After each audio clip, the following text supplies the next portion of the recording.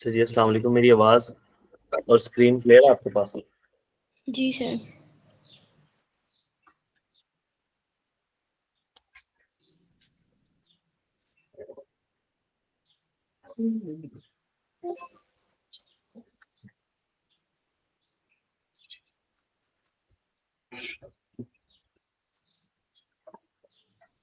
कल तक जो हमने कॉन्सेप्ट पढ़ लिए थे ना, वो ये थे कि जो हमने इन्वेस्टमेंट की होगी सब्सिडरी के अंदर, उसको हमने काट देना है। ठीक है, इन्वेस्टमेंट इन सब्सिडरी को हमने काट देना। और उसकी एंट्री हमारे पास क्या होगी जी? शेयर कैपिटल को हमने डेबिट कर देना, रिटेन अर्निंग को डेबिट कर देना, यानी उसकी पूरी की पूरी इक्विटी को हमने उल्टा दिया और इन्वेस्टमेंट को क्रेडिट कर दिया। सर ये इन्वेस्टमेंट हम कंसोलिडेटेड बुक्स में उल्टा देते हैं, क्योंकि ये इन्वेस्टमेंट कहाँ की हुई है? हमने अपने अंदर की हुई है, हमने खुद में इन्वेस्टमेंट की हुई है। इसकी सारी लॉजिक्स मैंने दे दी थी आपको। ठीक है, एक कॉन्सेप्ट हमने ये पढ़ लिया था, दूसरा कॉन्सेप्ट हमने पढ़ लिया था फेयर वैल्यू एडजस्टमेंट। ठीक है, फेयर वैल्यू एडजस्टमेंट अभी रहती है थोड़ी सी। ठीक है, ये हमने पार्शियली यानी 50% पढ़ ली थी कि फेयर वैल्यू एडजस्टमेंट होती क्या, कि जिस दिन आप सब्सिडरी को एक्वायर कर रहे हो ना, उस दिन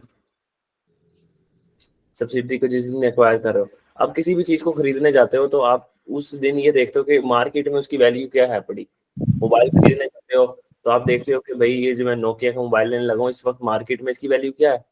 तो मार्केट में जितनी इसकी वैल्यू होती है, हम उतने ही पैसे दे देते हैं या उससे कुछ ज्यादा पैसे दे देते हैं। मिसाल के तौर पर हम सेकंड हैंड मोबाइल लेने जा रहे हैं, हम जाके देखेंगे सेकंड हैंड मोबाइल ये मार्केट में इस वक्त ना 100 रुपए का, हम उसको कहेंगे कि मार्केट में तो 100 का है, चलो यार ये मुझे बहुत अच्छा लग रहा है, तो मैं ना इसको 110 में खरीद लेता हूँ या मैं इसको 100 में खरीद लेता हूँ। तो कोई भी चीज हमने जब परचेज करनी है ना, तो पहले हम उसको मार्केट वैल्यू पे लेके जाते हैं, उसकी मार्केट वैल्यू देखते हैं, फिर परचेज करते हैं। तो हमने फेयर वैल्यू एडजस्टमेंट पढ़ा था कि सब्सिडरी की बुक वैल्यू आ रही होगी, book value of net assets, मतलब सब्सिडरी के जितने नेट एसेट्स है ना, यानी उसकी इक्विटी की बुक वैल्यू आ रही होगी। हमें बुक वैल्यू से क्या लेना देना? हमने ये देखना है कि पूरी की पूरी सब्सिडरी आज अगर जाके मार्केट में बेचें तो कितने की बिकेगी। तो हमने कहा कि बुक वैल्यू से उठा के सब्सिडरी को लेके जाओ फेयर वैल्यू के ऊपर। ठीक है, ताकि ये अब सब्सिडरी पहुंच गई हमारी फेयर वैल्यू के ऊपर कि भाई मार्केट में इतने की वैल्यू है। अब कुछ चीजें ऐसी होंगी, कुछ चीजें ऐसी होंगी जो इस बैलेंस शीट के अंदर नहीं आ रही होंगी। ठीक है, लेकिन उनके भी हम पैसे पे कर रहे होंगे, इस नेट एसेट्स के अंदर नहीं आ रही होंगी। सर वो क्या होगी? वो नेट एसेट्स के अंदर नहीं आ रही होंगी जी, लेकिन हम उनके पैसे भी पे कर रहे हैं। तो हमने IAS 38 के अंदर पढ़ा था, आपको अच्छे तरीके से याद होगा, कि जब भी हम इंटरनली जनरेट करते हैं गुडविल, जी ऐसी गुडविल जो इंटरनली जनरेटेड हो, उसको हम अपने पास रिकॉर्ड नहीं करते बैलेंस शीट के अंदर। मैंने कहा था कि कभी भी बैलेंस शीट में हम इंटरनली जनरेटेड गुडविल को रिकॉर्ड नहीं करते, याद है? जी सर। हम अपने पास कस्टमर लिस्ट जो हमने इंटरनली जनरेट की उसको रिकॉर्ड नहीं करते। 5 चीजें बताई थी। तो सर अब हम जब इस सब्सिडरी को खरीदने जा रहे हैं तो सब्सिडरी की हमने बैलेंस शीट उठा के देखी, सब्सिडरी की बैलेंस शीट में कोई गुडविल तो आ ही नहीं रही, लेकिन सब्सिडरी हमसे गुडविल के पैसे मांग रही है कि भाई मेरी इतनी गुडविल है पड़ी। तो इसका मतलब कि हम ना, जो फेयर वैल्यू बिजनेस होगी ना, फेयर वैल्यू बिजनेस का मतलब है हम ना कुछ ये फेयर वैल्यू को तो पैसे दे रहे हैं, मतलब कि अगर इसकी 100 रुपए की बुक वैल्यू है, 100 रुपए की बुक वैल्यू वाले नेट एसेट्स है, मार्केट में अभी बेचने जाए तो 150 रुपए के बिक जाएंगे। लेकिन कुछ ऐसे एसेट्स भी हैं जो इसके अंदर रिकॉर्ड नहीं हुए हुए। सर वो कौन से रिकॉर्ड नहीं हुए हुए? वो हो सकता है गुडविल हो, सब्सिडरी की अपनी इंटरनली जनरेटेड गुडविल होगी, वो अपनी किताबों में तो रिकॉर्ड करेगी नहीं, तो वो किताबों में आ नहीं रही होगी, लेकिन उसका एक गुडविल, उसका एक नाम है, उसका ब्रांड नेम है, तो उसके तो भी पैसे मांगेगी। तो वो कहेगी बेशक मार्केट में मेरी वैल्यू 150 है, लेकिन भाई मेरी ब्रांड नेम बहुत बड़ा है, मैं उस ब्रांड नेम के भी पैसे लूंगी। तो बिजनेस की फेयर वैल्यू कितनी आ गई? अब उसने कहा मैं 200 रुपए में बेचूंगी अपना पूरे का पूरा बिजनेस। तो हमने कहा कि फेयर वैल्यू और बिजनेस की जो फेयर वैल्यू ना, इन दोनों का डिफरेंस हुआ करता था हमारे पास गुडविल। यहाँ से हमने बात आगे चलाई, ठीक है। भाई एक्स्ट्रा 50 रुपए किस चीज के दे रहे हो? इन नेट एसेट्स में कौन सी ऐसी चीज पड़ी है? इन एसेट्स में एक ऐसी चीज पड़ी है जो रिकॉर्ड ही नहीं हुई हुई। वो रिकॉर्ड किसने नहीं होने दी थी? IAS 38 ने बताया था कि मैं इंटरनली जनरेटेड गुडविल को रिकॉर्ड करने ही नहीं दूंगा। ठीक है, ठीक। लिहाजा सब्सिडरी की अलग से जो बैलेंस शीट बन रही होती है ना, सेपरेट बैलेंस शीट, उसके अंदर वो गुडविल नजर नहीं आ रही होगी। लेकिन याद होगा कि मैंने कहा था परचेज्ड गुडविल आपने रिकॉर्ड कर लेनी है ना? तो अब जब हमने परचेज कर लिया सब्सिडरी को, तो हमारी कंसोलिडेटेड बुक्स के अंदर परचेज गुडविल नजर आ रही होती है ना, गुडविल ऐसे करके। कि भाई हमने गुडविल की मद में इतने पैसे दिए। जब हम कंसोलिडेशन कर रहे होते हैं, पेरेंट की बुक में नजर आ रही होती है ना गुडविल, जी लेकिन सब्सिडरी की सेपरेट फाइनेंशियल स्टेटमेंट के अंदर कभी भी गुडविल नजर नहीं आ रही होती। तो ये फेयर वैल्यू एडजस्टमेंट का सारा वो था बैकग्राउंड। अच्छा, इसके बाद हमने ये पढ़ा था कि गुडविल आ गई। गुडविल दो तरह से हमारे पास ऑप्शन थे। इस गुडविल को हम पार्शियल भी रिकॉर्ड कर सकते हैं, इस गुडविल को हम फुल भी रिकॉर्ड कर सकते हैं। कल एक छोटा सा हमसे एरर हुआ था एक सवाल के अंदर ना, वो बोलने में एरर हुआ था, करने में एरर नहीं हुआ था, तो मैं उसको भी आज क्लियर कर दूंगा। और वो ये था कि हमारी जो गुडविल है ये पार्शियल भी रिकॉर्ड कर सकते हैं हम, गुडविल फुल भी रिकॉर्ड कर सकते हैं। मतलब पार्शियल का मतलब ये है कि अपना हिस्सा रिकॉर्ड कर लो सिर्फ, और फुल गुडविल का मतलब ये है कि एनसीआई का हिस्सा भी आप खुद रिकॉर्ड कर लो। तो अगर तो आपने पार्शियल गुडविल रिकॉर्ड किया, तो हमने यहाँ पे एंट्री की थी, याद होगा आपको अच्छे तरीके से, कि एनसीआई को हमने डेबिट कर दिया था, अपने पास गुडविल रिकॉर्ड कर ली थी, सॉरी नेट एसेट डेबिट कर दिया था, अपने पास गुडविल को रिकॉर्ड कर लिया था, प्लस हमारे पास से कैश चला गया था, ऐसे ही है। और हमने यहाँ एनसीआई को रिकॉर्ड किया था, किस चीज के ऊपर रिकॉर्ड किया था पार्शियल गुडविल में? उसकी प्रोपोर्शनेट बेसिस पे। जी, प्रोपोर्शनेट बेसिस कौन सी थी? Proportionate share of net assets के बेसिस के ऊपर, कि नेट एसेट में से प्रोपोर्शनेट शेयर इसका 20% है, और पेरेंट का proportionate share from the fair value of net assets 80% है। ठीक है। अगर पार्शियल गुडविल रिकॉर्ड कर रहे हो तो आपने एनसीआई को मैयर करना है, एनसीआई को मैयर करना है फेयर वैल्यू यानी proportionate share of fair value of net asset पे। और अगर आप उसको फुल गुडविल पे रिकॉर्ड कर रहे हो, तो आपने क्या करना है कि नेट एसेट्स को डेबिट कर देना है अपने पास। ठीक है। उसके बाद हमने गुडविल रिकॉर्ड कर ली थी, और यहाँ पे एनसीआई भाई को the NCI will be recorded at fair value of net fair asset, fair value of net assets के ऊपर। ठीक है। Fair value of net assets कौन सी? एट एक्विजिशन डेट पे।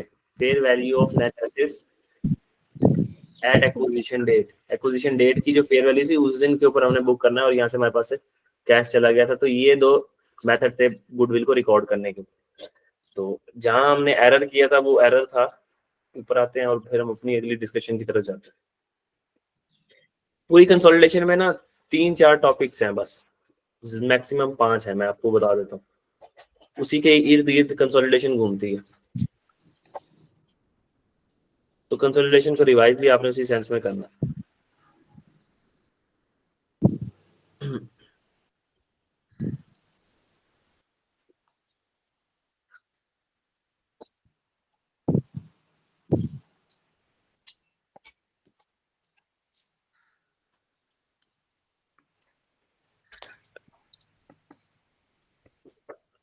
ये लाइन पढ़ के बताओ कि हमारी गुडविल किस पार्शियल रिकॉर्ड हो रही है कि फुल गुडविल रिकॉर्ड हो रही है?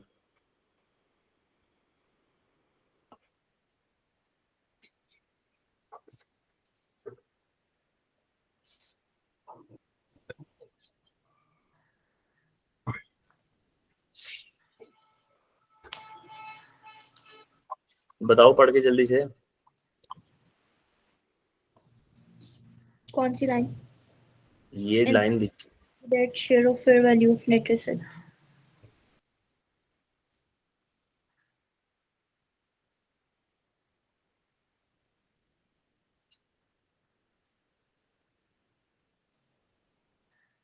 इतनी देर लगनी नहीं चाहिए, पता नहीं लगा अभी तक। सर मैंने बोल दिया, आवाज नहीं आई आपको? नहीं, अब मुझे तो नहीं आई आवाज। NCI is valued at share of fair value of net assets. तो ये पार्शियल गुडविल है फुल गुडविल है? ये पार्शियल है।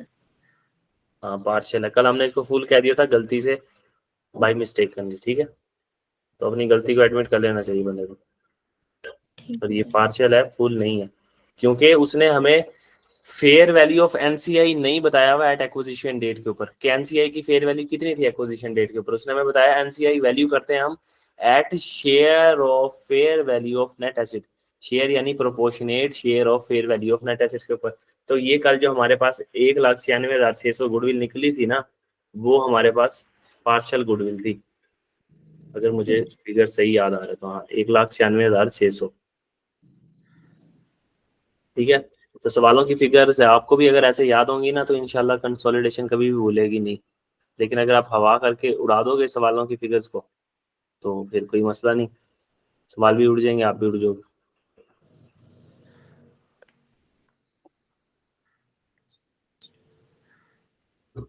तो ये सब कुछ हमने पढ़ लिया। अब हम आते हैं आज के जो टॉपिक आज हमने सीखना है। कंसोलिडेशन में ना 4-5 एडजस्टमेंट है, मैंने आपको बताया। एक गुडविल की एडजस्टमेंट है, इम्पेयरमेंट की एडजस्टमेंट है, फेयर वैल्यू की एडजस्टमेंट है, स्टॉक जो आपने बेचा है उसकी एडजस्टमेंट है, कोई आपने प्रॉपर्टी प्लांट इक्विपमेंट बेच दिया उसकी एडजस्टमेंट है, पेबल रिसीवेबल की एडजस्टमेंट है। बस कंसोलिडेशन खत्म। तो उनमें से हमने कितनी कवर कर ली है ये देख लेते हैं। 2। एक तो फेयर वैल्यू एडजस्टमेंट है, ये हमने पढ़नी है, ये हमने 50% पढ़ ली है, ठीक है। फिर गुडविल की एडजस्टमेंट है, ये बार बार टिक टिक हो रही है, आपको सुनाई दे रही है? No sir. गुडविल की एडजस्टमेंट है हमारे पास, ठीक है। सेल ऑफ स्टॉक की एडजस्टमेंट है, ये हमने पढ़नी होती है। कोई हमने स्टॉक सेल कर दिया, कोई हमने पीपी सेल कर दिया। इंटेंजिबल्स की एडजस्टमेंट है, ये आपके सिलेबस में तो नहीं है, लेकिन मैं इसको एक्स्ट्रा तौर के ऊपर पढ़ा दूंगा लाजमी। मतलब सिलेबस में नहीं है का मतलब ये नहीं है कि टेस्टेबल नहीं है, क्योंकि IAS 38 अगर आपके सिलेबस में है तो ये भी आपके सिलेबस में है, समझ। ठीक है सर। अच्छा, इसके बाद सेल ऑफ स्टॉक हो गया, सेल ऑफ पीपीई हो गया, पेमेंट। इम्पेयरमेंट की एडजस्टमेंट है,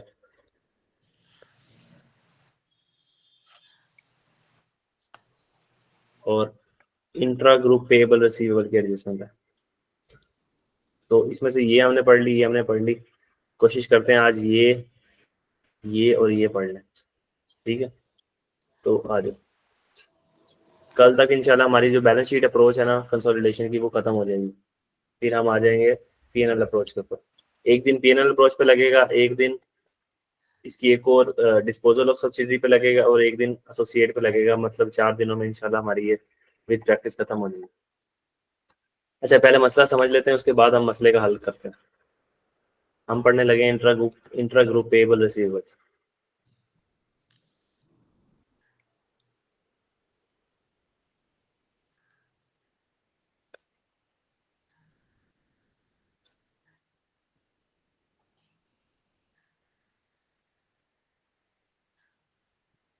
आपस के जो पेएबल और रिसीवेबल है ना, उसमें मसला आता है, ठीक है।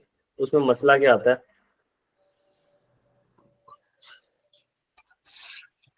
फॉर एग्जाम्पल ये पेरेंट है, ये सब्सिडरी है।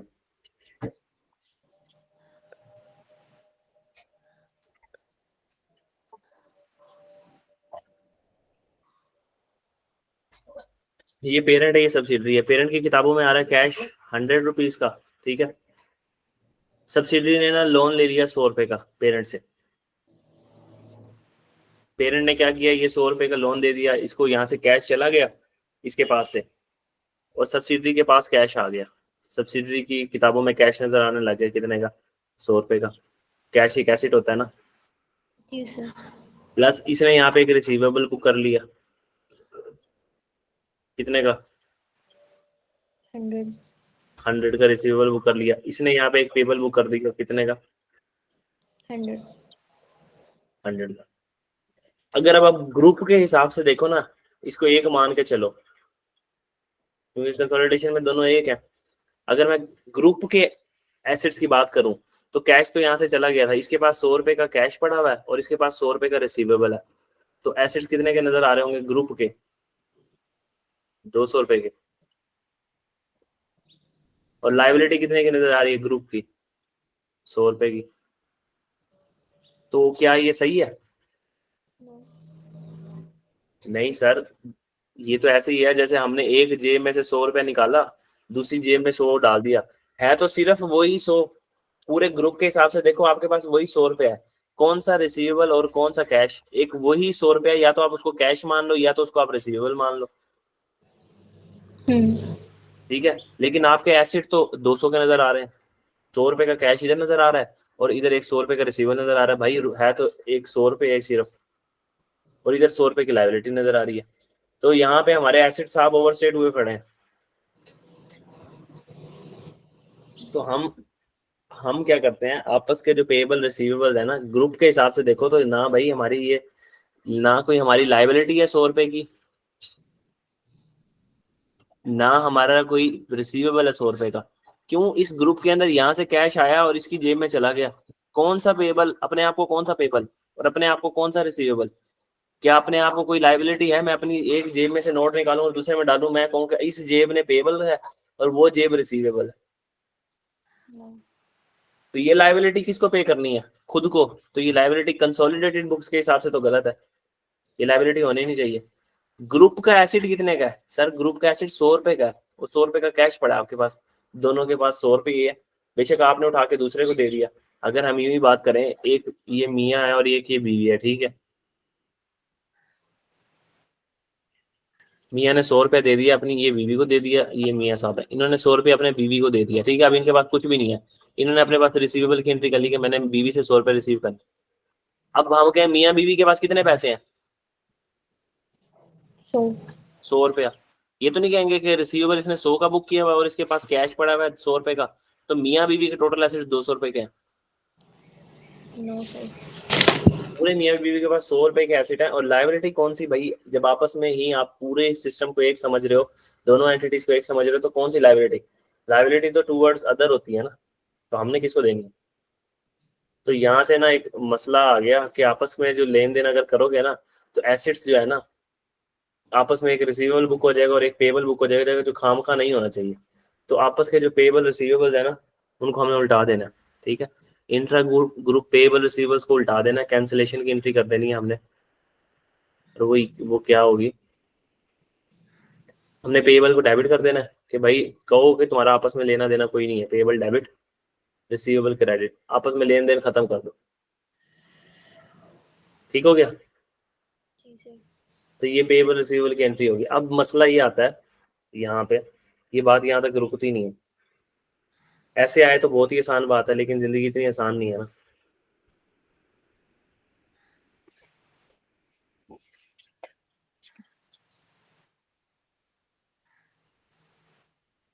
केस नंबर 1, हमारा जो पेरेंट है ना, और ये है जी सब्सिडरी, ये पेरेंट है, ये सब्सिडरी।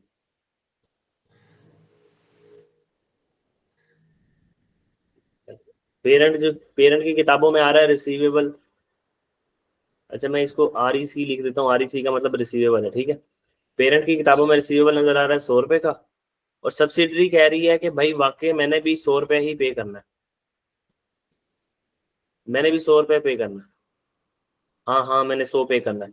तो हम कंसोलिडेटेड बुक के अंदर क्या करेंगे, CB का मतलब है कंसोलिडेटेड बुक में हम रिसीवेबल को डेबिट कर देंगे 100 रुपए से, और पेबल को क्रेडिट कर देंगे 100 रुपए से। हम कहेंगे ठीक है, ये एंट्री कर देंगे हम पास। केस नंबर 2, पेरेंट भाई कह रहे हैं मैंने रिसीव करना है 100 रुपया, सब्सिडरी कह रही है मैंने कोई पैसे पे ही नहीं करने हैं। सर ये इसकी क्या वजह हो सकती है? इसकी दो वजूहत हो सकती है, ठीक है। पहले ही वजह नंबर 1, वजह नंबर 1 ये हो सकती है कि सब्सिडरी ने क्या किया हो, चेक काट के और भेज दिया हो, और अभी तक पेरेंट को मिला ना हो।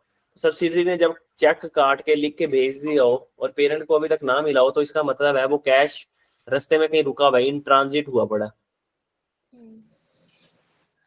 ऐसे ही है ना। जब इसने यहाँ से चेक काट दिया तो इसने अपने पास एंट्री कर ली होगी कि भाई मैंने तो पैसे दे दिए हैं, पेएबल डेबिट कर दो किताबों से, और कैश को कर दो क्रेडिट।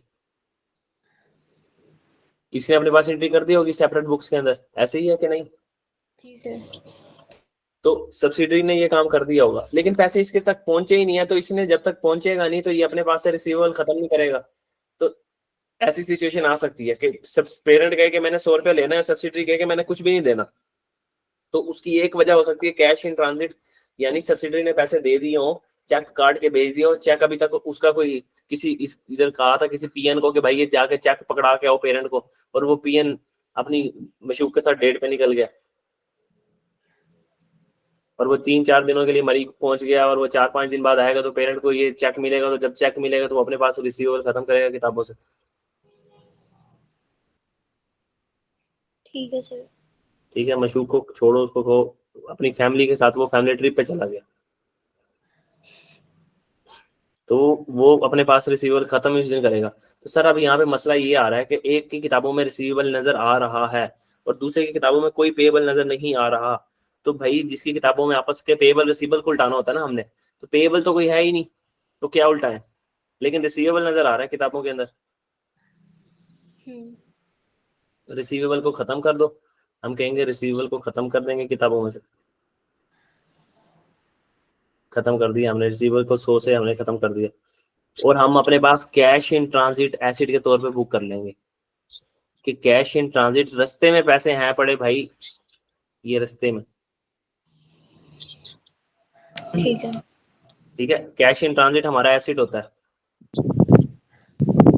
पैसे रस्ते में फंसे हुए हैं। ये लॉजिक समझ आई बात की? जी सर।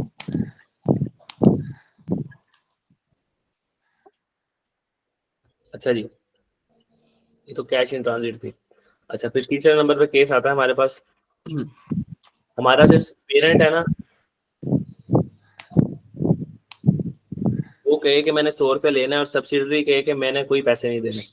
सर इसकी और भी कोई वजह हो सकती है, जिसकी एक और वजह हो सकती है, वो ये stock in transit. Stock in transit का मतलब ये होता है, सब्सिडरी ने 100 रुपए की कीमत वाला स्टॉक इसको भेज दिया और उसी पीएन के हाथ भेजा, वो पीएन फिर दोबारा फैमिली टूर पे गया हुआ है, वो कहता है मैं आऊंगा ना हफ्ते बाद तो स्टॉक दे दूंगा इसको। 100 रुपया ना, 100 रुपया नहीं दिया, 100 रुपए की मालियत वाला इसको स्टॉक दे दिया। तो जब इसने स्टॉक दे दिया होगा तो अपने पास पेएबल डेबिट कर दिया होगा, और पैसे तो दिए नहीं, उसने अपने पास इन्वेंट्री को क्रेडिट कर दिया होगा, ऐसे ही है। जी। तो इसके पास तो जब तक ये इन्वेंट्री पहुंचेगी नहीं तब तक ये रिसीवेबल किताबों से खत्म नहीं करेगा, अब फिर मसला आ जाएगा। तो हमने कहा कि अभी ये जो मसला आया है, अब इसमें सिंपली हम रिसीवेबल को तो पहले किताबों से खत्म कर देंगे कि भाई रिसीवेबल कोई क्या, वो कोई रिसीवेबल नहीं हमारा, तो हमने कहा कोई रिसीवेबल नहीं हमारा। प्लस अब हमारा स्टॉक इन ट्रांजिट है, स्टॉक इन ट्रांजिट भी हमारा एसेट होता है, हम उसको किताबों में रिकॉर्ड कर लेंगे कि भाई 100 रुपए का स्टॉक है जो अभी रस्ते में है पड़ा। कैश इन ट्रांजिट यानी 100 रुपए का कैश है जो अभी रस्ते में हमारे तक पहुंचा नहीं, तो कैश हमारा एसेट होता है, हम एसेट किताबों में रिकॉर्ड कर लेंगे। समझ आ गए 3 पॉसिबल सिनेरियोस? जी सर, आ गया। सर ये फर्स्ट वाले में पेबल डेबिट और रिसीवेबल क्रेडिट नहीं होगा? ओ हो सॉरी, गलत। हाँ जी, ऐसे ही होगा बिल्कुल, बहुत अच्छी बात है, आप होश में बैठे हुए हो। पेबल डेबिट और रिसीवेबल क्रेडिट हो जाएगा, ठीक है। जी सर। तो ये 3 सिनेरियो थे। अच्छा जी, अब ये नहीं हो सकता, अब यहाँ पे तीनों सिनेरियो में देखो कि वो कह रहा है पेरेंट मेरी किताबों में 100 का रिसीवेबल आ रहा है और सब्सिडरी कह रही है मेरी किताबों में पेबल नहीं आ रहा। अच्छा, ऐसे भी हो सकता है। ठीक है, थोड़ा सा ये ऐसे भी सोच के देख लो, ये मैं आपको खुद बता रहा हूँ कि हमारा पेरेंट कह रहा है मेरी किताबों में 100 रुपए का रिसीवेबल नजर आ रहा है, लेकिन हमारा जो पेएबल सब्सिडरी कह रही है वो 50 रुपए नजर आ रहा है। वो कह रही है कि भाई मैंने सिर्फ 50 रुपए देने हैं, मैंने 100 रुपया नहीं देना, ठीक है। तो इसका मतलब है 50 रुपए का कैश उसने भेज दिया होगा। तो अब आप कैश इन ट्रांजिट समझ लो या स्टॉक इन ट्रांजिट समझ लो, बाय डिफॉल्ट आपने ना कैश इन ट्रांजिट समझना, ठीक है। आपने ठीक कहना है। है कि रिसीवेबल को क्रेडिट कर दो किताबों में से 100 रुपए से, पेएबल को डेबिट कर दो 50 रुपए से, प्लस कैश इन ट्रांजिट आप रिकॉर्ड कर लो 50 रुपए का, ठीक है। समझ आ गई बात? जी सर। पांचवा सिनेरियो, ये पॉसिबल सिनेरियोस बता रहा हूँ आपको जो हो सकते हैं। अच्छा, पांचवा सिनेरियो कुछ नहीं है, पांचवा ना एक रूल है, कभी ऐसा नहीं हो सकता कि सब पेरेंट कहे मैंने 100 रिसीव करना, सब्सिडरी कहे कि मैंने 200 रुपए देने हैं, ठीक है। ये रिवर्स रूल कभी भी नहीं हो सकता, इस चीज को याद रखना। पेरेंट कहे कि मेरा रिसीवेबल कम है और सब्सिडरी कहे कि मेरा पेएबल क्या है ज्यादा, ये नॉट लिख लेना, इट इज नॉट,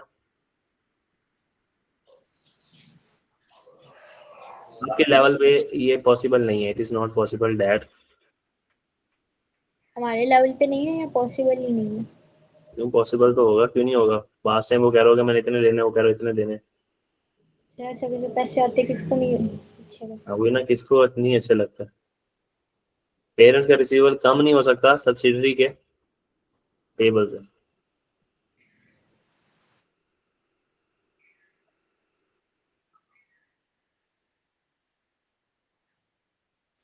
तो ये रूल लिख लेना बस अपने पास। ठीक है सर। अच्छा जी, अब कहानी यहाँ रुकती नहीं है, ये तो इंट्रा ग्रुप पेबल रिसीवल थे। अब छठा केस, लोन का लेना देना, तो सॉरी हमने आम रिसीवेबल पेबल तो देख लिया हमने, ठीक है। अब सब्सिडरी ने, ये पेरेंट है और ये आ गई सब्सिडरी, और ये आ गई हमारे पास कंसोलिडेटेड बुक्स। कंसोलिडेटेड बुक्स हमने तो ये देखना है ना, कंसोलिडेटेड बुक्स में क्या करना है। जी सर। हमने लोन दिया हुआ कोई, पेरेंट ने लोन दिया हुआ, और उसकी किताबों में लोन रिसीवेबल नजर आ रहा है कितने का, 100 रुपए का। और इसकी इसकी किताबों में नजर आ रहा है कि मैंने लोन पे करना है कितने का, 100 रुपए का। तो बस लोन पेबल को डेबिट कर देना किताबों में से 100 से, और लोन रिसीवेबल को किताबों में से खत्म कर देना। आपस का कोई लेन देन, आपस का कोई लेन देन। देखो एक बात याद रखना, मैं एक चीज ना यहाँ पे हाईलाइट कर देता हूँ। सब्सिडरी ने पैसे लिए मैं, ठीक है, और पेरेंट ने सब्सिडरी को दिए मैं। ये लाइन की इंपॉर्टेंस ना 2-3 दिन बाद जाके आगे समझ आएगी, ठीक है। मैं कह रहा हूँ सब्सिडरी को खुद बजाते खुद दिए मैं पैसे। इसकी एक्सप्लेनेशन मैं 2 दिन बाद या 1 दिन बाद करूंगा, मैंने खुद का लफ्ज क्यों बोला, ठीक है। जी सर। तो हमने एक किस्म का समझ लो इन्वेस्टमेंट की थी हमने, इन्वेस्टमेंट सर इन सब। करिए, जी, लाइन रिपीट करिएगा सब्सिडी ये वाली। सब्सिडरी को हमने लोन दिया हुआ, सब्सिडरी को, ठीक है। इसके अलावा भी मतलब कोई एक बात ऐसी आएगी जो मैं आगे जाके करूंगा, ठीक है। तो ये यहाँ ये लिख लो कि सब्सिडरी को लोन दिया हुआ है हमने, और सब्सिडरी ने हमसे लोन लिया हुआ है, खुद बजाते खुद सब्सिडरी ने। ठीक है सर। ये ऐसे ही है जैसे मैंने इन्वेस्टमेंट की हुई है सब्सिडरी के अंदर, तो मुझे प्रिंसिपल अमाउंट भी मिलती रहेगी प्लस इंटरेस्ट भी मिलता रहेगा। तो भाई जब हमें लोन नहीं हमें चाहिए, लोन का आपस में लेन देन नहीं रख रहे हम, तो इसके साथ इंटरेस्ट भी होगा जुड़ा हुआ। तो इंटरेस्ट रिसीवेबल आ रहा होगा पेरेंट की किताबों में अगर 50 रुपए का, और सब्सिडरी की किताबों में आ रहा है इंटरेस्ट पेएबल 90 रुपए का। तो यहाँ पे थोड़ी सी अकल को यूज कर लेना बस। अकल को पता कैसे यूज करना, सर आपने कहा था ऐसा तो हो ही नहीं सकता। जी सर। हम कहेंगे कि ये 90 का जो इंटरेस्ट है ना, इसमें से 50 उसने देना होगा पेरेंट को और 40 देना को किसी और को। तो जो किसी और को देना है हमें क्या मसला उससे, हमने तो सिर्फ वही आपस में कैंसिल करने हैं जो पेरेंट के और सब्सिडरी के आपस में लेन देन है। तो ऐसा सिनेरियो भी हो सकता है, ठीक है। वो जो ऊपर मैंने बात की थी वो कुछ और थी। इंटरेस्ट में हो सकता है लेकिन उस तरह से कैश में।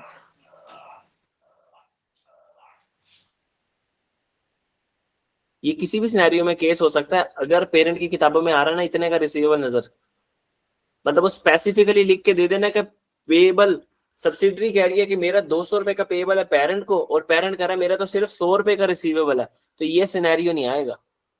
लेकिन अगर सवाल साइलेंट है और सब्सिडरी कह रही है मेरे पेएबल है 300 रुपए के, पेरेंट कह रहा है मेरा रिसीवेबल है 200 रुपए का, तो हम कहेंगे सब्सिडरी ने 200 रुपए पे करना होगा पेरेंट को और 100 किसी और को पे करना होगा।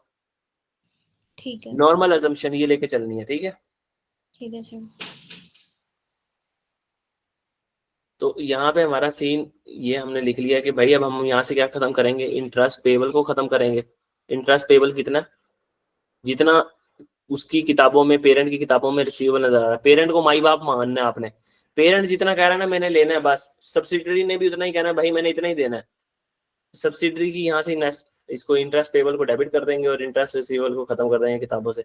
सर बाकी जो 40 रुपए हैं वो कहाँ गए, वो किसी और को उसने पे करने होंगे, तो किसी और को पे करने को तो हम कैंसिल नहीं करते ना, आपस के पेएबल रिसीवेबल कैंसिल करने हमने सिर्फ, ठीक हो गया। जी सर ठीक है, लेकिन ऊपर वाले सिनेरियोज में जहाँ पे आपने कहा था कि उन्होंने इन्वेंट्री दे दी हो मे बी, हम्म। तो कैसे पता चलेगा कि उन्होंने ये दे दी, क्योंकि पेएबल तो नजर ही नहीं आ रहे उसमें।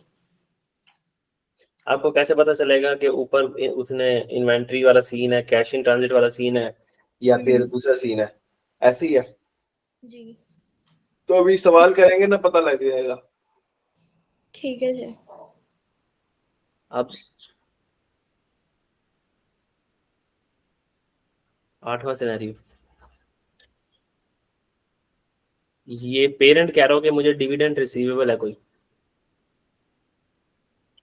80 रुपए का, और वो कह रही है मैंने डिविडेंड पे करना है कितने का, 100 रुपए का। तो हम क्या करेंगे यहाँ पे, जल्दी से बताओ, क्या एंट्री पास करेंगे? 80 का तो पेरेंट का होगा डिविडेंड, बाकी किसी और का। हाँ, क्योंकि पेरेंट ने क्या पता 80% पेरेंट ने ऑन किया हो और 20% किसी और ने ऑन किया हो। तो सब्सिडी तो अपनी किताबों में पूरा डिविडेंड दिखाएगी कि मैं 100 का डिविडेंड दे रही हूँ, इस 100 में से 80% दूंगी पेरेंट को और 20% दूंगी इसको। जी सर।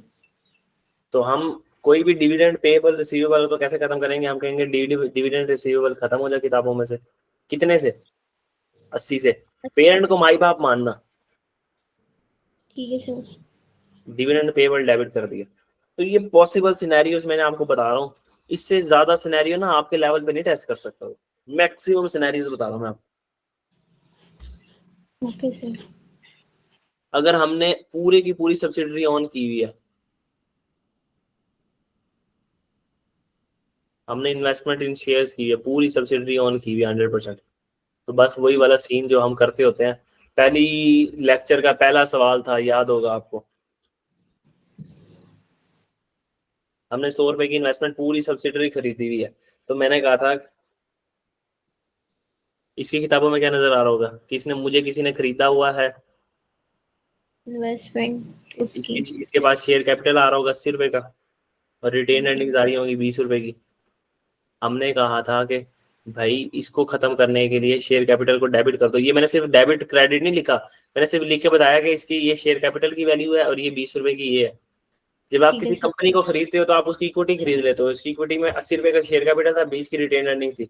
हमने अपने पास एंट्री कर ली इन्वेस्टमेंट डेबिट सब्सिडरी के अंदर, 100% एक्वायर कर लिया। अब इसको कैसे उल्टाएंगे? हम कहेंगे उसके शेयर कैपिटल को डेबिट कर दो 80 से, उसकी रिटेन अर्निंग्स को डेबिट कर दो कितने से, 20 रुपए से, और उसकी इन्वेस्टमेंट को, अपने पास इन्वेस्टमेंट को क्या कर दो, क्रेडिट कर दो 100 से। ये क्वेश्चन नंबर 1 में हमने पढ़ा था ये सब कुछ, याद है? जी। तो इससे ज्यादा ना, इससे बाहर जाके वो खेल नहीं सकता, इससे नहीं बाहर पूछ सकता। तो आओ इसके ऊपर सवाल देखते हैं। तो इसको मैं ऐसा करता हूँ कि यहाँ से उठा के ना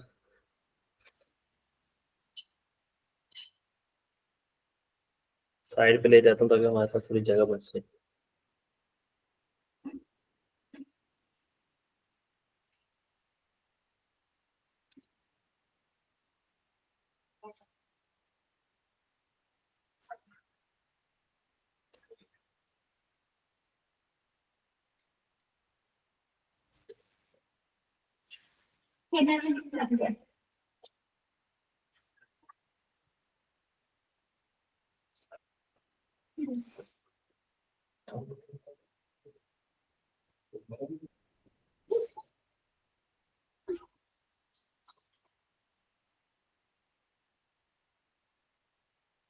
शुरू करें क्वेश्चन फिर हम?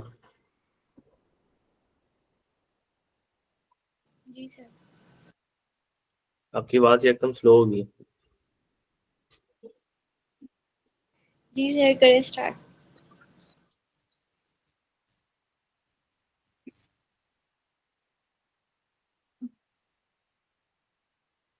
अच्छा जी, हम अपनी वर्किंग बनाते हैं, अल्लाह का नाम लेके शुरू करते हैं।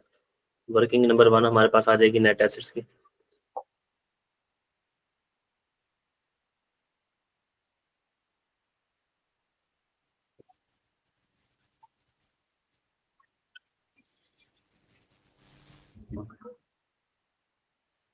नेट एसेट्स ऑफ सब्सिडी किस दिन, एट एक्विजिशन डेट के ऊपर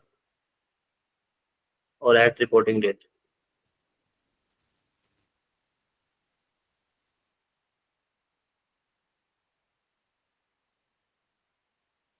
अच्छा, वो कह रहा है आबाद लिमिटेड एक्वायर्ड 80% शेयर्स ऑफ बंजर लिमिटेड ऑन 1 जनवरी 2015 के ऊपर उसने एक्वायर किए हैं बंजर के। अगर आबाद पेरेंट हो गया तो और बंजर क्या हो गया हमारे पास? सब्सिडरी हो गया। सब्सिडी।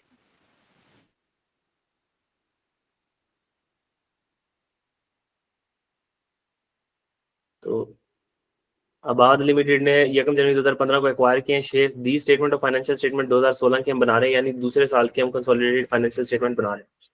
पीपी आ रहा है 486 का, इन्वेस्टमेंट हमने की हुई 8,70,000 की कहीं पे। ठीक है, हमारे पास अकाउंट रिसीवेबल का बैलेंस आ रहा है 45,000, इंटरेस्ट रिसीवेबल नजर आ रहा है, डिविडेंड रिसीवेबल नजर आ रहा है, कैश नजर आ रहा है, share capital, retained earnings, loan payable, interest payable.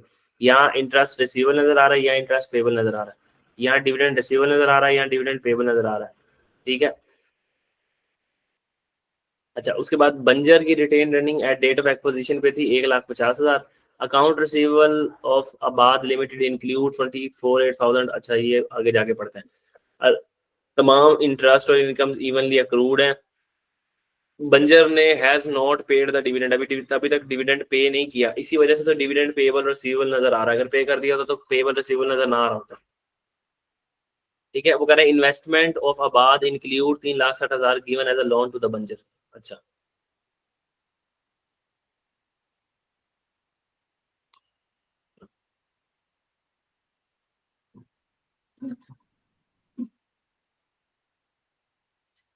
तो अब हम यहाँ वर्किंग बनाना शुरू करते हैं। सबसे पहले नेट एसेट्स की वर्किंग बनाएंगे हम। ठीक है, तो हमारे पास यहाँ आ जाएगा शेयर कैपिटल। तो शेयर कैपिटल कितना दिया गया, जल्दी जल्दी बताओ हमें साथ साथ।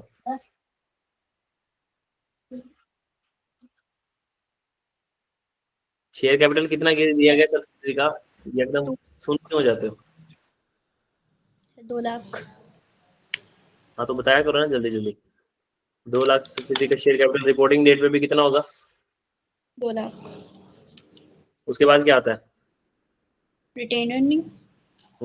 रिटेन अर्निंग कितनी दी हुई है सब्सिडी की एक्विजिशन डेट के ऊपर?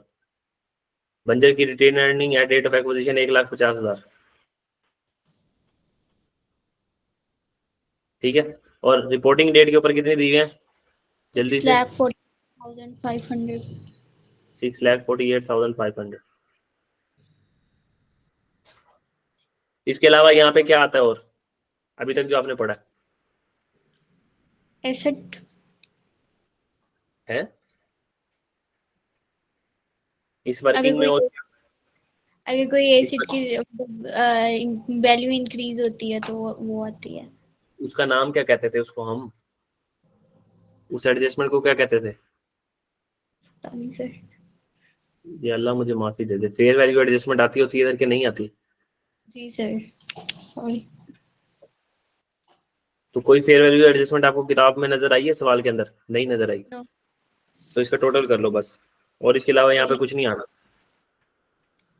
ये बन जाएगा 3,50,000 और ये बन जाएगा 8,48,500। इसमें इंक्रीज कितना आया? 4,985। 00। 00 का इंक्रीज आया। ठीक है, इस इंक्रीज में पेरेंट हिस्सेदार है कितना? 80%।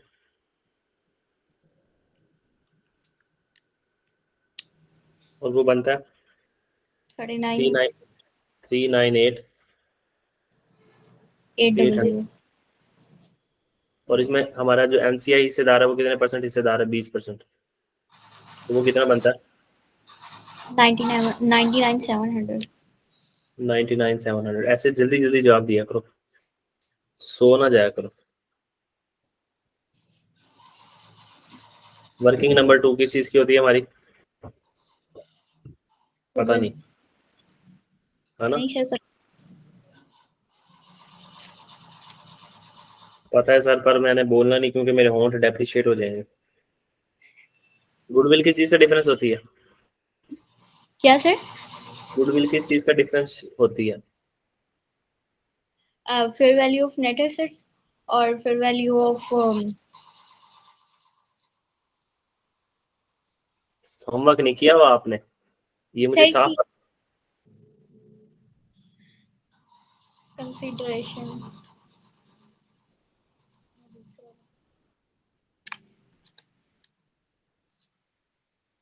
सर ऐसे बताया नहीं जाता, क्वेश्चन हो जाता है। बताओगे तो फिर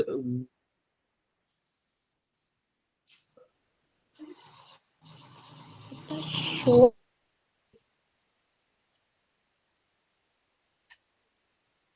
ये जी, यहाँ से हमें पहले फ्री में फिगर मिल जाती थी इन्वेस्टमेंट की, ठीक है। हम ये जी इन्वेस्टमेंट की फिगर को यहाँ लिख देते थे 8,70,000। अगर अगर सवाल के अंदर ये लाइन ना लिखी होती ना,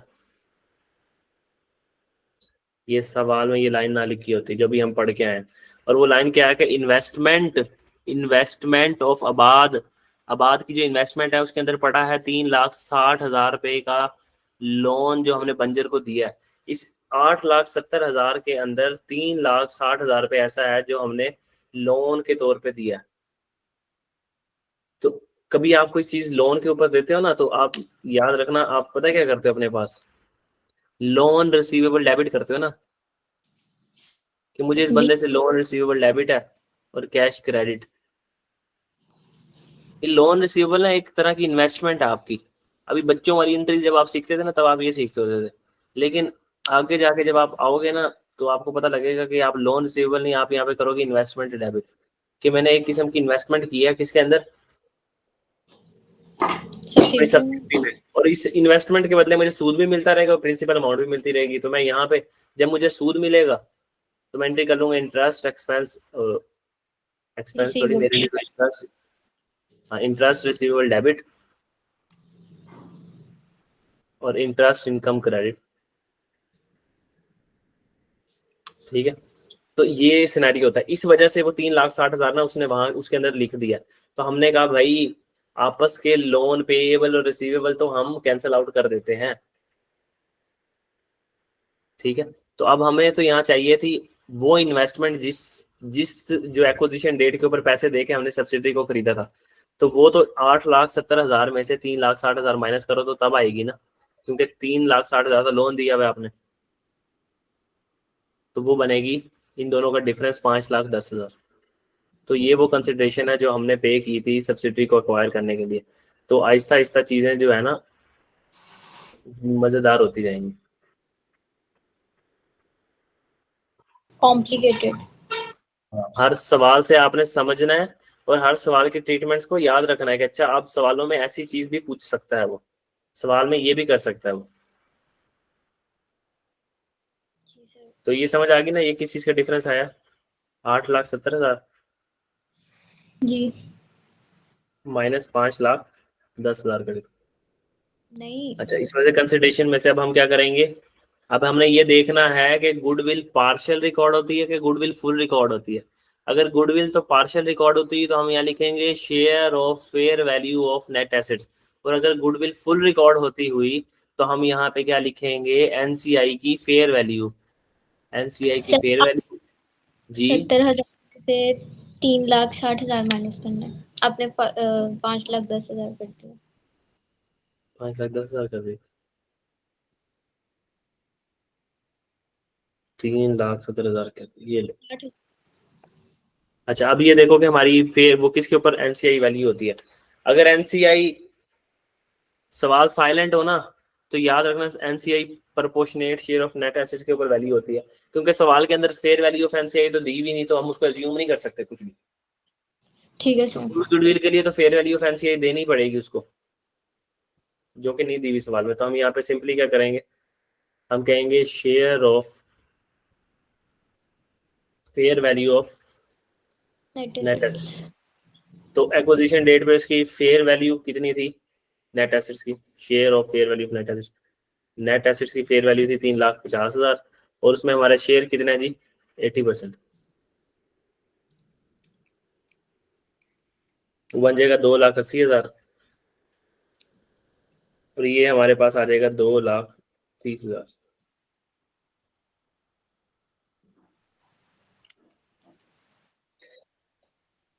इधर हम बना लेते हैं वर्किंग नंबर 3, ग्रुप रिजल्ट्स। देखो मैं हर सवाल शुरू करने से पहले ये 3 वर्किंग्स बनाता हूँ, 4, ठीक है। तो इसका मतलब ये है कि सवाल का शुरू इन वर्किंग से हुआ करेगा धड़ाधड़ करके। ग्रुप रिजल्ट में सबसे पहली चीज क्या आती है, पेरेंट की। हाँ, जो कि मुझे सवाल देख के याद आई है सर की, है ना। पेरेंट की रिटेन अर्निंग कितनी दी हुई है हमारे पास? 9 लाख। 9 लाख हमारे पास पेरेंट की रिटेन अर्निंग दी है। प्लस इसके अलावा कौन सी चीज आती है?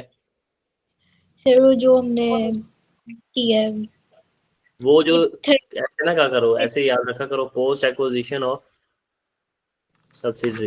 सब्सिडरी से एक्वायर करने के बाद जो पेरेंट ने कमाया है वो भी पेरेंट का। कितना कमाया था पेरेंट ने? ये 398,800। 398,800 बस, ये आता है इसके अंदर। और इसका टोटल हो जाएगा 129,800। इसके बाद चौथी वर्किंग किस चीज की होती है? एनसीआई। अब पार्शियल गुडविल है तो एनसीआई भाई किस चीज पे वैल्यू हो रहे होंगे? प्रोपोर्शनेट बेसिस पे। प्रोपोर्शनेट बेसिस नहीं बोलना, पूरा लाइन बोला करो, याद हो गए वर्ड्स आपको। Proportionate share of fair value of net assets, बोलो। Proportionate share of fair value of net assets. हाँ, तो एक्विजिशन, एट एक्विजिशन डेट पे फेयर एनसीआई भाई की क्या वैल्यू थी? 3,50,000 proportionate share of fair value of net assets. 3,50,000 का 20%, वो आ गया 70,000। ये तो एक्विजिशन की वैल्यू आ गई। अब पोस्ट एक्विजिशन के बाद कितना कमाया है उसने? अब तक आपको 99। याद हो जाना चाहिए। एक्विजिशन वाला आता है एनसीआई में, फिर पोस्ट एक्विजिशन आता है रिटेन ग्रुप रिजर्व में, पेरेंट की रिटेन अर्निंग आती है, plus post acquisition retained earning आती है। नेट एसेट्स की वर्किंग में share capital retained earning, fair value adjustment आती है, गुडविल में कंसिडरेशन और share of fair value of net asset आता है। ये फुल गुडविल हो तो कंसिडरेशन प्लस एनसीआई की फेयर वैल्यू, फिर उसमें से माइनस कर दो fair value of net assets total. तो अब तक तो ये वर्किंग रट जानी चाहिए। सर फिर भी स्किप हो जाती है माइंड से। तो ज्यादा से ज्यादा सवाल करोगे ना बार बार तो फिर याद होगी। 99700। ठीक है, तो एनसीआई भाई की वैल्यू आ गई 191,697।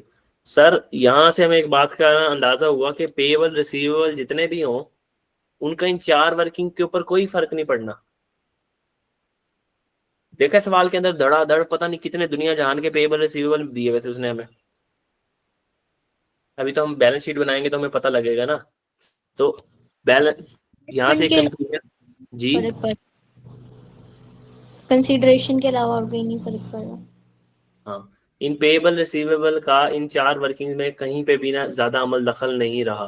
तो हम इसको जरा यहाँ नीचे लेके जाते हैं, हम बनाते हैं बैलेंस शीट। बस फिगर्स याद रखना। इसके साथ एक और सवाल भाई भी आए। चलो जल्दी से हम शुरू करते हैं। हम बना रहे हैं बैलेंस शीट, और वो भी कौन सी? Consolidated statement of financial position, COSFP। Balance sheet लिख लो या COSFP लिख लो। अच्छा, सबसे पहले आ जाएगा प्रॉपर्टी प्लांट इक्विपमेंट। क्या करेंगे? इसको धड़ाधड़ ऐड करेंगे। सर पीपी से पहले आपने एक बात लिखी नहीं, वो क्या? गुडविल। गुडविल हम निकाल के आए थे 2,30,000 के ऊपर। नहीं याद तो ऊपर जाके देख लो, वो 2,30,000 की गुडविल। ठीक है, गुडविल नॉकआउट होगी। उसके बाद हमने पीपी, पीपी कितना दिया है? 486 और 445। 486 प्लस 445, तो ये बन जाएगा हमारे पास 931,000। अच्छा, ये हो गया। इसके बाद हमारे पास जो इन्वेस्टमेंट थी, इन्वेस्टमेंट हमने ले ली, प्लस एक जो इन्वेस्टमेंट हमने की हुई थी उसके अंदर, उसको तो हमने उल्टा देना है ना। जी सर। तो वो जो इन्वेस्टमेंट थी वो हमने खत्म कर दी, तो हमने खत्म कर दी, तो उसकी एंट्री याद होगा आपको कि लोन पेबल डेबिट कर दो। ऐसे थोड़ी करेंगे, वो तो करेंगे ना हम। इसके अंदर एक इन्वेस्टमेंट पड़ी थी 3,60,000 की, जिसको हमने खत्म करना है। उसको खत्म करने की एंट्री क्या होती है? Lawn payable.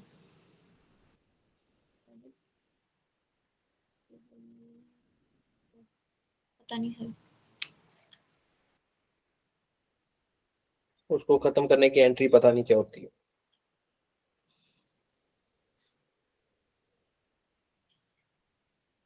अच्छा अच्छा, इसको यहीं पे स्टार करो, एक ही चीज आती है मतलब। अच्छा, अकाउंट रिसीवेबल। अकाउंट रिसीवेबल आ रहा है 45 और 660, 45 आ रहा है जमा 6075 आ रहा है, 60750 आ रहा है और 45,000 आ रहा है। तो मैं इसको अगर यूं ही करूँगे उसको पूरे का पूरा ले लूँगा, एक मिनट ये दोनों अब जगह बना लो।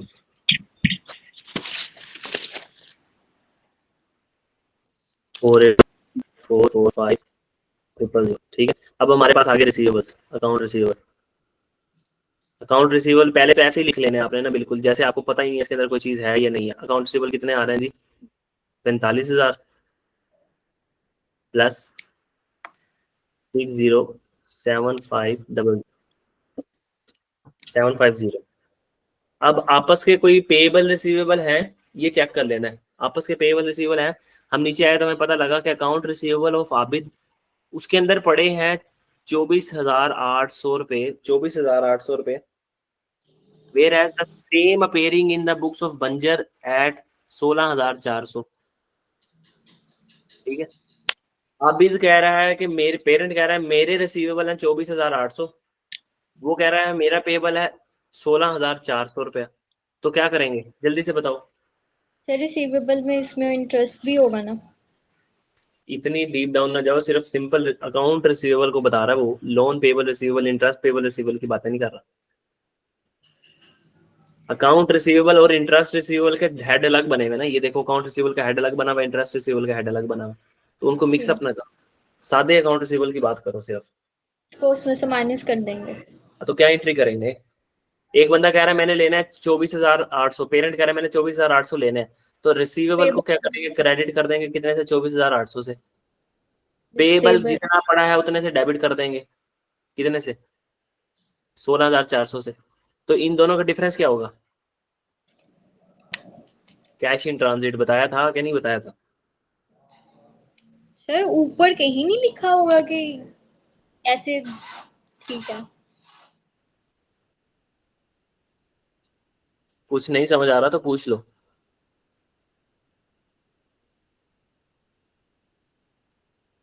कैश इन ट्रांजिट कितना है, कितना है कैश इन ट्रांजिट?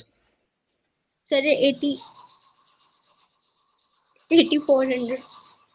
24,800 और इसमें से माइनस कर दो 16,400, तो 8,400 का कैश इन ट्रांजिट आ गया। अब हमने पेएबल को खत्म करना है किताबों से 16,400 से, तो ये अकाउंट पेएबल याद रखना, जब यहाँ होगे तो यहाँ से आपने 16,400 रुपये निकालना है, ठीक है। और सर इस ये रिसीव ट्रांजिट की समझ नहीं आई कैसे हुआ है। इसकी समझ नहीं आई कैसे हुआ? अभी मैंने पीछे जो इतनी बड़ी 8 सिनेरियो बना के आपको समझाया था, वो यही समझाया था कि आपस के पेएबल रिसीवेबल को खत्म करना है। अगर तो एक बंदा कह रहा है मैंने आपसे, पेरेंट कह रहा है मैंने 100 रुपए लेना है और सब्सिडी कह रही है मैंने 100 देने हैं, तो पेएबल को डेबिट कर दो 100 से, रिसीवेबल को क्रेडिट कर दो 100 से। लेकिन उन दोनों की बातों में तजाद है। हमारा पेरेंट कह रहा है मैंने ज्यादा लेने हैं, सब्सिडी कह रही है मैंने कम देने हैं। तो फिर मैंने पूरी तमहीद बताई थी आपको कि सब्सिडी ने हो सकता है पैसे चेक काट के दे दिए और उसके तक अभी पहुंचा ना हो, इस वजह से वो उसकी पास पेबल कम नजर आ रहा होगा और उसके पास रिसीवेबल आ रहा होगा ज्यादा। तो हमने क्या करना है, पेरेंट को माई बाप मानना है। तो जिसको माई बाप मानेंगे, हमने कहा था रिसीवेबल पहले खत्म करो किताबों से। रिसीवेबल पेरेंट की किताबों में रिसीवेबल, अकाउंट रिसीवेबल नजर आ रहा है, ये बड़ा बड़ा लिखा हुआ इसने, account receivable. Account receivable of Abid limited includes 24,800। उसके रिसीवेबल में 24,800 पड़ा था, हमने कहा ये 24,800 क्रेडिट कर दो भाई, कहो कि तुमने नहीं लेने। लेकिन उधर से जो सब्सिडरी है ना बंजर, बंजर कह रहा है कि मैंने सिर्फ 16,400 देने हैं, तो जितने उसने देने हैं उसको पेबल को डेबिट कर दो। यही करते होते थे ऊपर भी हम। और बाकी इन दोनों का डिफरेंस हम कहते थे या सर स्टॉक इन ट्रांजिट होता है या कैश इन ट्रांजिट। अगर सवाल में उसने नहीं बताया हुआ तो आपने अजम्पशन नॉर्मल यही लेनी है कि ये कैश इन ट्रांजिट होगा 8400 रुपये। तो हमने खत्म कर दिया आपस का, रिसीवेबल क्रेडिट कर दिया, पेबल डेबिट कर दिया और कैश इन ट्रांजिट बुक कर लिया। ये मैंने छोटी सी अर्ज की है आपके साथ। सर लेकिन ऊपर जो उन्होंने दी हुई है एसएफपी दी हुई है सेपरेट, उनमें कहीं कैश इन ट्रांजिट नहीं शो होगा। तो कैश इन ट्रांजिट शो होगा ही नहीं ना, तो आएगा कंसोलिडेटेड बुक्स के अंदर। ठीक है, बस ये पूछ रही। कैश इन ट्रांजिट क्यों नहीं शो होगा कि भाई यहाँ पे सब्सिडरी ने जब पैसे दिए होंगे, चेक काट के दे दिया होगा, तो उसने अपने पास पेएबल डेबिट कर दिया होगा, पेएबल को कम कर दिया होगा, पेएबल डेबिट और कैश क्रेडिट कर दिया होगा, इस वजह से कैश इन ट्रांजिट तो नजर ही नहीं आ रहा। तो हम कंसोलिडेटेड बुक्स में जब दोनों को एक मान के चल रहे हैं तो हमने कौन सी एंट्री की हुई है? तो फिर सर ये पेएबल में से भी तो कम होगा। हाँ, तो जब पेबल बनाऊंगा तो कम करूंगा ना। ठीक है सर। मैं अभी तो सिर्फ एसेट्स के ऊपर आया हूँ।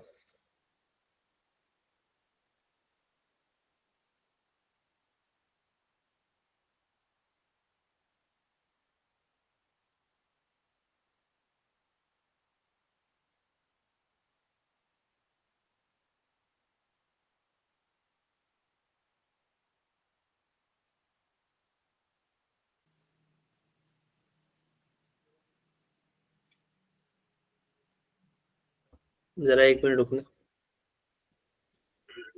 Okay sir.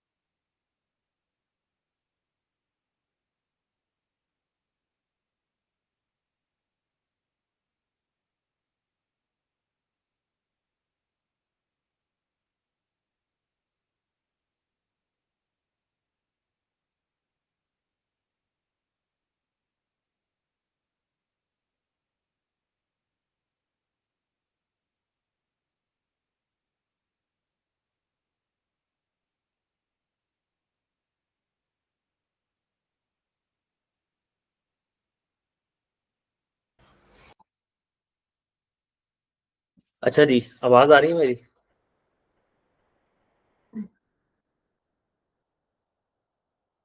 मेरी आवाज़ आ रही है आपको?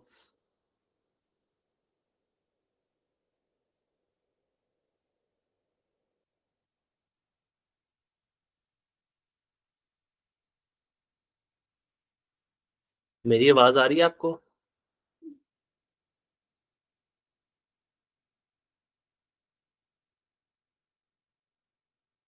इधर है पड़े आपके नहीं हो।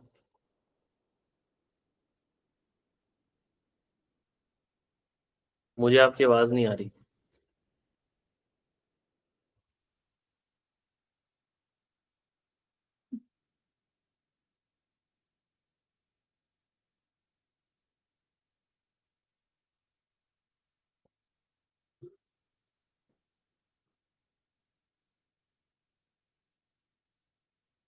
मेरी आवाज़ आ रही है तो रिस्पॉन्ड कर दो।